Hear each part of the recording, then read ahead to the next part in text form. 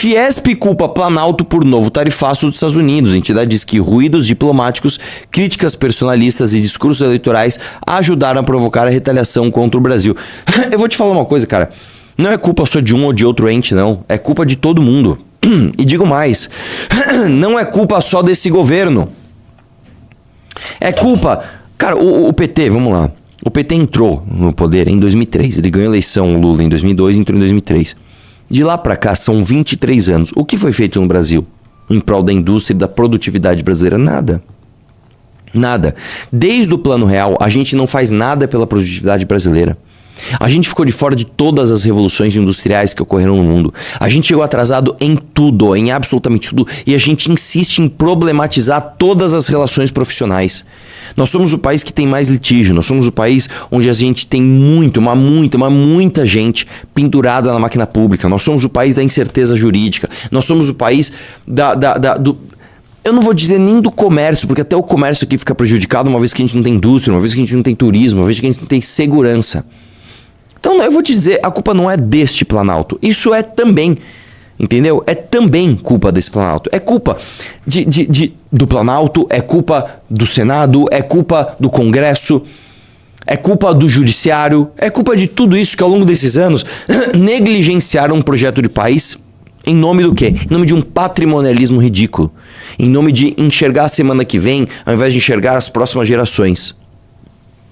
Aí o que a gente faz? Vamos lá. Porque a gente pode...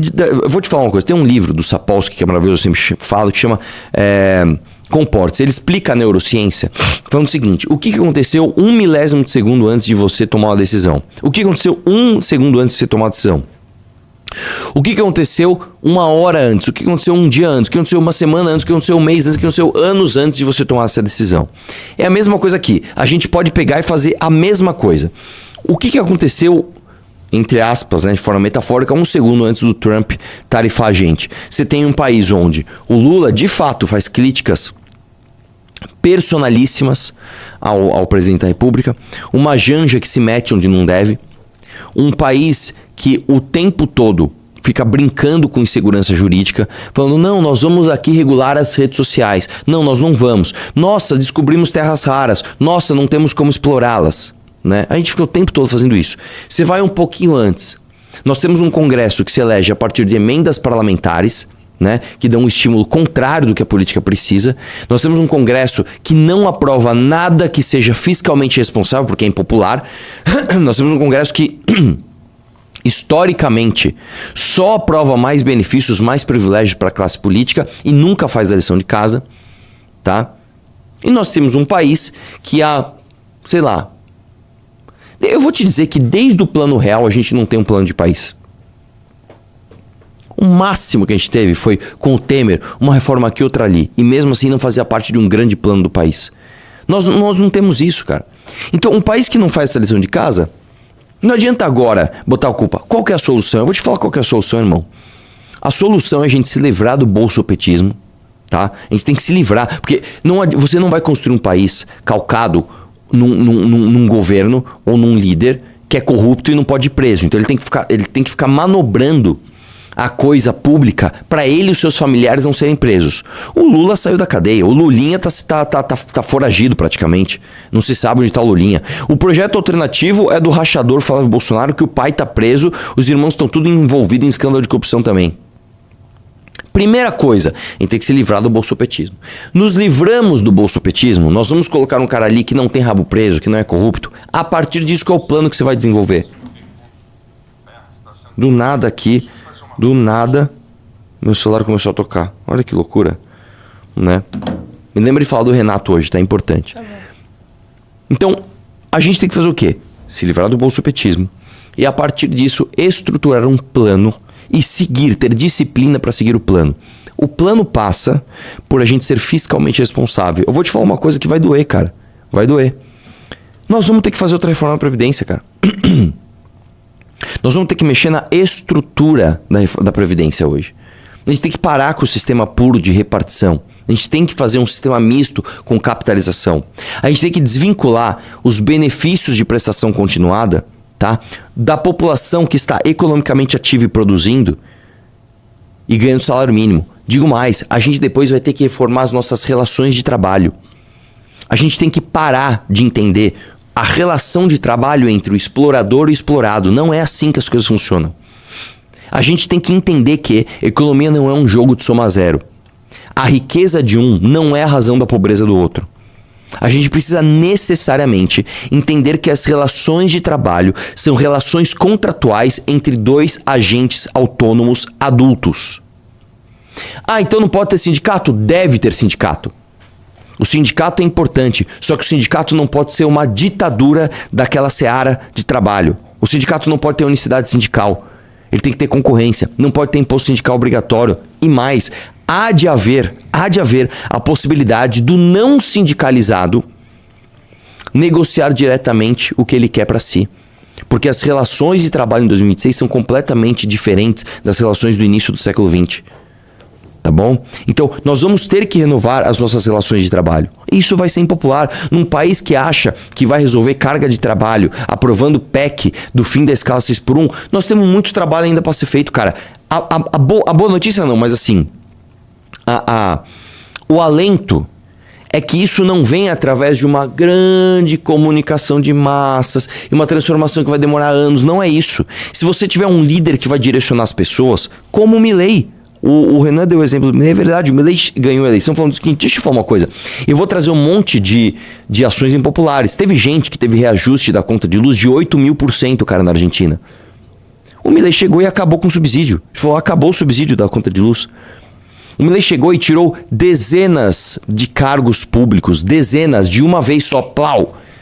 Nós vamos ter que fazer isso, cara. Nós vamos ter que pegar um líder que, independentemente da vontade de ser popular, ele vai fazer aquilo que é necessário e vai reformar as nossas relações de trabalho. Não, nós não vamos ter PEC de fim de escala 6x1. Não, nós vamos ter uma semana que quer tirar uma regulação que já limita muito o trabalho brasileiro em 44 horas semanais. Nós vamos flexibilizar esse horário. Nós vamos fazer igual ao resto do mundo. São 3 pilares de regulação. Carga horária, descanso mínimo e remuneração mínima por hora. Acabou. E vai fazer teu contrato de trabalho. Aí, meu irmão, aí você vai começar a poder falar, quero ver agora os Estados Unidos vir tarifar a gente. É só aí, velho. Todas as vezes que o Brasil segue o próprio caminho, dá exemplo de que não, peraí, velho. O Brasil se dá bem. O Plano Real foi isso. O próprio Pix foi isso. Que não foi do Bolsonaro, tá? O Pix foi desenvolvido na Índia, junto com o pessoal da Inglaterra. Lá atrás, ele começou a ser estudado no governo Dilma, passou pelo governo Temer e foi implementado no governo Bolsonaro a revelia não, independentemente da atuação política dele. Isso é uma atuação técnica do Banco Central com parceiras internacionais.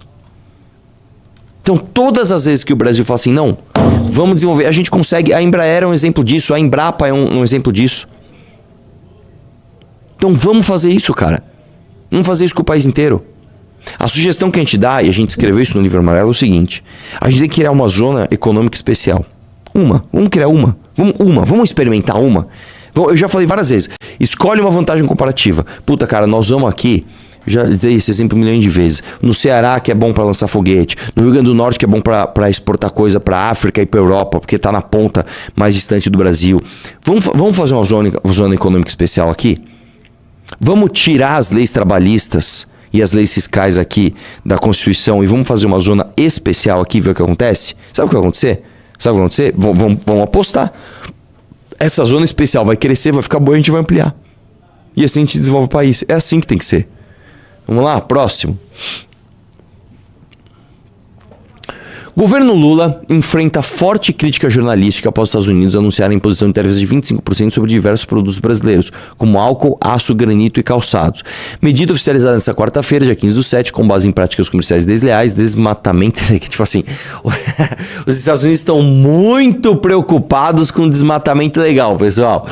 Falhas anticorrupção e barreiras digitais, o que expõe o isolamento diplomático de Lula frente a Trump e fragiliza setores exportadores. Manchetes como: os Estados Unidos decidem importar tarifas de 25% contra o produto do Brasil, tarifaço americano expõe o fracasso da diplomacia de Lula, Lula culpa o Bolsonaro por sobretaxa que revela descontrole alimentar e corrupção.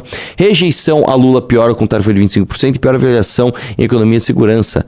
The Economist desaconselha a reeleição em meio ao novo revés internacional. Ilustra um desgaste do governo que acumula críticas por promessas não cumpridas, inflação de alimentos, alta rejeição em pesquisas, Atlas Intel e Datafolha, e incapacidade de evitar conflitos comerciais que ameaçam empregos e crescimento brasileiro.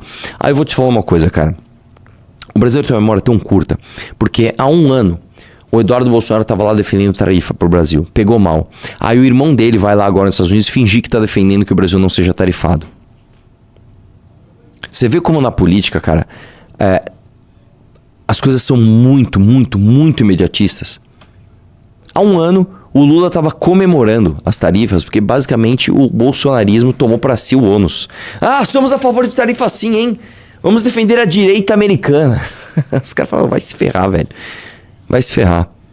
Aí agora o Flávio Bolsonaro, né, que inclusive falou no Flow que não ia... Não, é mentira que eu falei que eu não ia no debate com o Renan, né? Isso aí é ele que plantou, na verdade eu vou, né? Eles mudam rápido de opinião. Agora tá falando, não, fui lá defender o Brasil, né, nos Estados Unidos. Mas não deu, teve tarifa. E era o que o Bolsonaro estava torcendo, né? Porque agora a aprovação do Lula vai cair um pouquinho. E aí, simplesmente, as pessoas vão ficar nessa dicotomia de, tá, a tarifa a gente vai atrelar quem? E aí eu vou te falar, a resposta não é atrelar nem a Lula nem a Bolsonaro. É atrelar a tudo. Todos os governos dos últimos 30 anos são responsáveis por isso. Tá? Vamos lá, próximo. Pede o pessoal para de gritar, por favor. Obrigado. Governo anuncia retaliação ao tarifaço dos Estados Unidos e culpa família Bolsonaro. E aí vai ser isso, cara. Vai ser guerra de narrativa, né? O bolsonarismo culpando o Lula culpando o bolsonarismo e a gente falando, vocês são dois incompetentes. Os dois são responsáveis por isso. Posso fazer uma pergunta antes? Posso fazer uma pergunta? Pode. Vai. Por que você acha, assim, numa análise bem concreta, que as pessoas elas não conseguem perceber o mínimo, que é tipo, eles são as mesmas coisas, eles votam as mesmas pautas, e a pessoa, o ser humano que está hoje em dia nessa globalização política, não consegue perceber o básico. Por que você acha que o ser humano hoje em dia age assim? Cara, primeiro assim, a maior parte das pessoas não liga pra política, tá? Isso é uma coisa que acontece no mundo inteiro. Quando a maior parte das pessoas estão ligadas em política, porque as coisas estão muito mal, certo? Dito isso, o brasileiro não tem preparo cognitivo de verdade, cara, para desvincular suas emoções daquilo que a análise está lhe trazendo. Então, quando a pessoa ela ganha uma esperança, seja no lulismo, seja no bolsonarismo, por razões diferentes.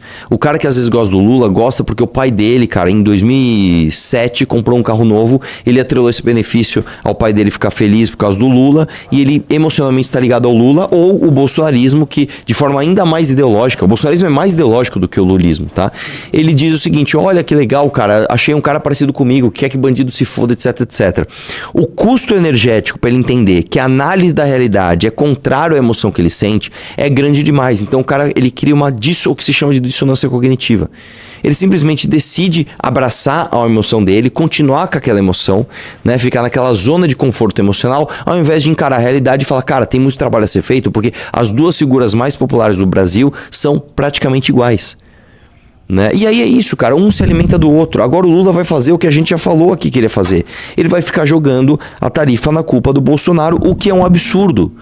Porque você tem um governo que é dele, e o governo é responsável pelos rumos do país, cara, acabou. O governo é responsável pelos rumos do país. Se você tem uma oposição, não é o caso, tá? Mas se você tem uma oposição que eventualmente tem uma excelente relação com outro governo externo e esse outro governo te aplica uma tarifa, é tua responsabilidade resolver esse problema, cara. Não ficar apontando o dedo e falando, a culpa é dele, a culpa é dele, a culpa é dele. O Lula fez isso durante os últimos 4 anos. Pra você ter uma ideia, cara, o Lula fez tanto isso que teve um comício, sei lá, uma semana atrás, talvez, onde ele fala... Porra, eu tô vendo aqui que a gente não bateu meta, meu. A gente prometeu as coisas e não cumpriu. Ele tava denunciando o próprio governo. O denuncismo no Brasil, a estética de quem está denunciando algo é tão atraente no Brasil que às vezes o cara pode se denunciar que esse cara tá falando a verdade, hein? Ele tá denunciando a si próprio. O governo afirmou que iniciará os trâmites para acionar a lei de reciprocidade que permite que o Brasil permite ao Brasil aplicar medidas equivalentes contra países que impõem restrições comerciais unilaterais. A gestão petista também acusou a família Bolsonaro de colaborar ativamente com as investigações americanas para prejudicar o país por objetivos eleitorais, chamando-os de falsos patriotas, tá? Desce aí. É triste constatar que o lamentável desfecho das investigações da seção 301 fez parte do acordo, tal, aspas dos caras. Proteger a nossa soberania é uma obrigação que está acima de todos os partidos e todas as tendências. Pré-candidato Flávio Bolsonaro defendeu o adiamento do tarifaço, tal, tá aí aquela guerra política que a gente já conhece. Aí eu vou te falar o que vai acontecer, cara. Principalmente o setor agro, né, que é um setor agroexportador no Brasil, né, que é um setor que ganhou muito dinheiro com o Bolsonaro, por quê? O setor agroexportador, vamos lembrar, gente, foi basicamente a única coisa que sustentou o país nos últimos 10 anos. Tá? Quando você pega os índices econômicos do Brasil, o comércio se manteve e teve uma leve queda. A indústria teve uma queda significativa, que é um absurdo. Você ter mais condições de produtividade, mais gente, mais qualificação, mais dinheiro, e você produz menos. Né? E o único setor que cresceu foi o setor agropecuário brasileiro. E este setor, que ele é importante não só para manter as reservas de dólar, né, no Brasil, porque aqui no Brasil você sabe que como é que você faz para proteger a tua moeda de especulações externas, né? E muitos bilionários ao redor do mundo fazem isso com países, tá? O cara especula uma moeda, desvaloriza ela, compra e depois volta a valorização. É isso, eles fazem isso o tempo todo. Você tem que ter dólar, porque caso o câmbio flutue demais, você usa suas reservas de dólar para controlar aquilo, e o fato de você ter isso já desincentiva a especulação. É tipo a arma do coldre. Você tem uma bela reserva em dólar, e o Brasil tem uma bela reserva em dólar, significa o seguinte: o especulador nem tenta. Se for preciso, a gente queima nossas reservas de dólar e a sua especulação não vai dar certo. Então o cara nem tenta. É só uma perda de tempo. E por que a gente tem muito dólar? Porque a gente é um país exportador, o que não é necessariamente uma coisa ruim. O problema é você ser só um país exportador. Mas tudo bem, somos lá o país exportador. Por que o agro ganhou muito dinheiro com o governo Bolsonaro? Durante o governo Bolsonaro, o dólar disparou. O dólar disparou demais, tá? E aí, meu irmão, você que é exportador, você ganha muito. Você imagina que você estava exportando, dando um exemplo aqui, você estava exportando a dólar 3,50, ele vai para 3,80, 3,90, 4, 4,10, 4,50, 4,90, 5, chega quase a R$6. Isso é história de ganhar dinheiro, mano. É Hilux pra todo mundo, é Dodge Ram pra todo mundo, e o agro ficou, mano, ultra bolsonarista, mesmo com o país indo por água abaixo. Vindo essa tarifa, um ano atrás, como é que tava a galera? Pô, Eduardo, você é foda. Não sei o que lá, até o Tarcísio percebeu essa rejeição e se protegeu. Falou, não, aqui eu tô trabalhando aqui pra proteger a indústria de São Paulo, né? Não falou diretamente, mas o Eduardo tá fazendo besteira. Mandaram o Eduardo ficar quieto. Eduardo ficou quieto. Já o Flávio Bolsonaro foi lá fingir que estava defendendo, né, que o Brasil não fosse tarifado. E agora, finalmente, as coisas caíram no colo do Lula, né, que também é responsável por isso. E aí agora o agro vai ficar ainda mais bolsonarista, você pode ter certeza absoluta. Tá? E o Flávio talvez tenha um respiro de popularidade nisso. Né? Vamos lá, próximo. Se gostou do vídeo, não se esqueça de curtir e se inscrever no canal. Até o próximo vídeo.